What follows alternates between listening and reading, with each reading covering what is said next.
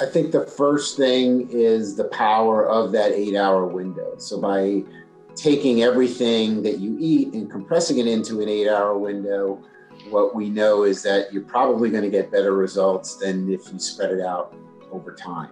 Now, that said, if we take that specifically, that 50-year-old woman, I've done so many diet diaries, and I guess fortunately I'm old enough to go way back before computers and doing the diet diaries by hand and looking at food before there were truly proper labels.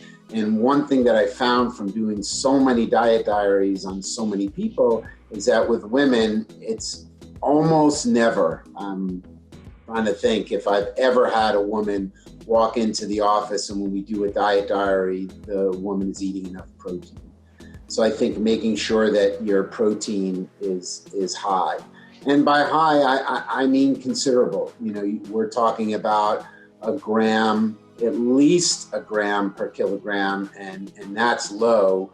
The recent research is you're really 1.6 to 2.2 grams per kilogram of body weight. So I'll repeat that, 1.6. So can you do it? Let's do it. Right? Let's do it instead of kilograms. Can we do it in pounds? So like, let's just pretend. A gram per pound. So let's just say someone starting out was at 150 pounds just to make it easy. You know, some people, if you do know your lean mass and you've had your body mass tested, you could do a gram per pound of lean body mass, or you could do straight away a gram per pound. So if you're a 150 pound person, you could do 150 grams of protein.